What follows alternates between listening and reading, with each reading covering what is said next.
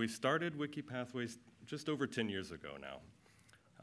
And our goal was to be a different sort of scientific database. And I think our tagline for the summit captures that in this term, open science. It's a term that probably needs to be defined each time it's used. It's still a pretty fairly new term.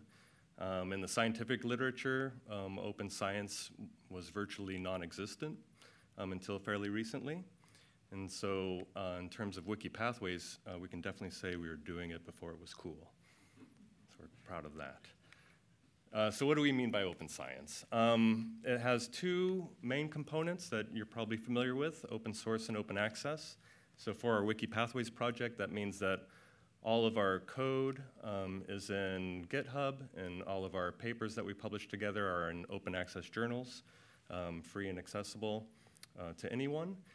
We go a bit further with the open access, though, in that since we're a content database, we make sure that the pathways that are in our database are also licensed as Creative Commons, so anyone can put them in their papers without having to worry about copyright. And even a step further, the genes and proteins that are in these pathways are all connected to database entities in the model that underlies these images, again, making them more accessible. And then a third component to open science that we like to practice in WikiPathways is open collaborations. And you've heard about the whole history of WikiPathways from the start so far has been about collaborations with the Chris Evlo's group in the Netherlands, who will be presenting next.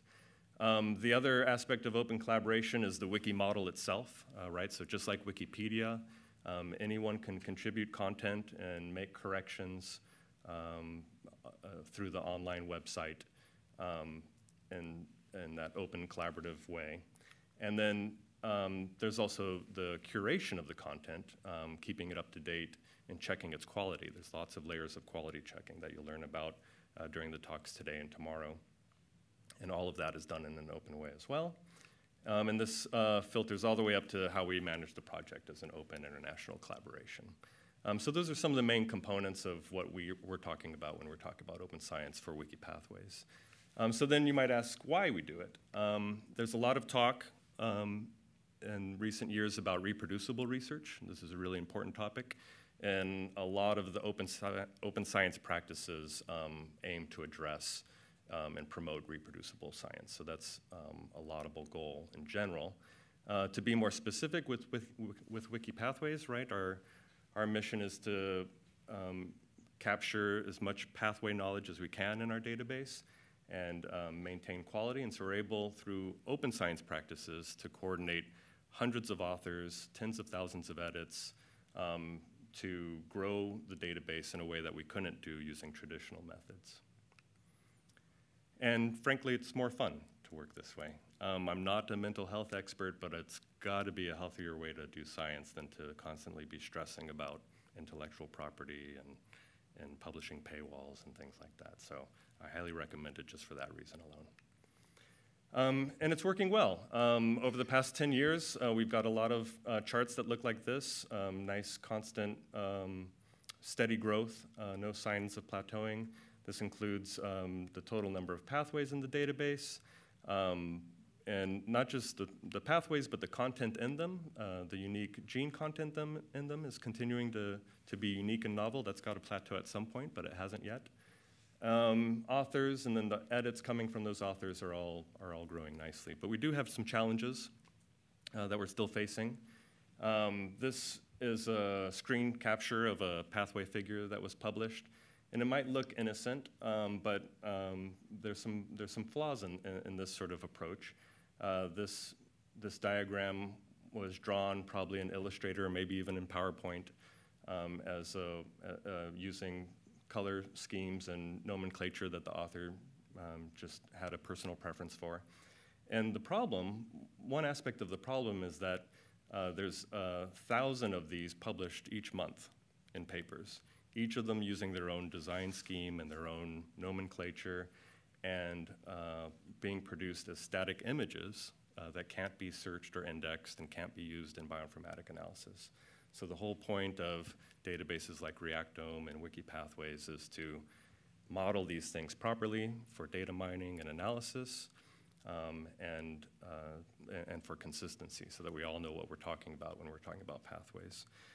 So there's sort of a not so subtle message hidden in all of this that you'll probably hear over and over again in these talks that I won't bother saying out loud. And so if our challenge really is to capture, something on the order of 1,000 pathways per month, there's scalability and sustainability issues. The platform we're using is the same one that Wikipedia uses, and so that scale is actually not an issue. We'll never come close to what Wikipedia has to handle. So the technical side isn't that challenging, actually. For me, the biggest challenge I see is more of the cultural change that has to happen in the communities that we work with.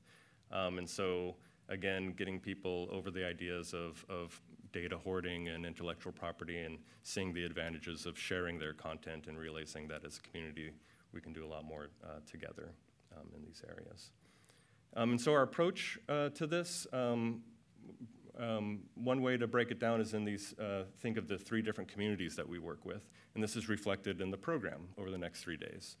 So the first day today is the research community, so a lot of you are basic biomedical researchers, and so the talks and workshops will focus on how to use pathways and what the advantages are to using pathways to enhance your research.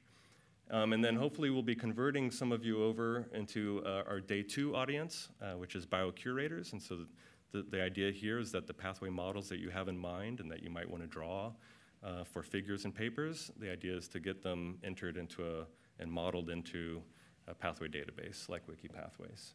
And so day 2 talk and workshops will focus on those aspects.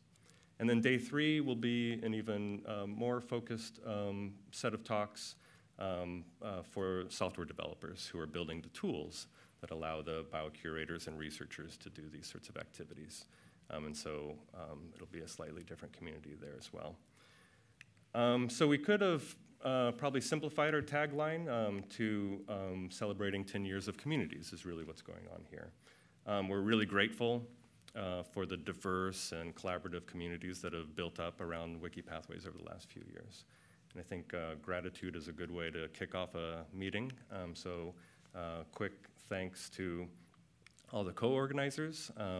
These folks are in my group and in Chris Evlo's group, flying in from the Netherlands. Great collaboration over the last 10 plus years.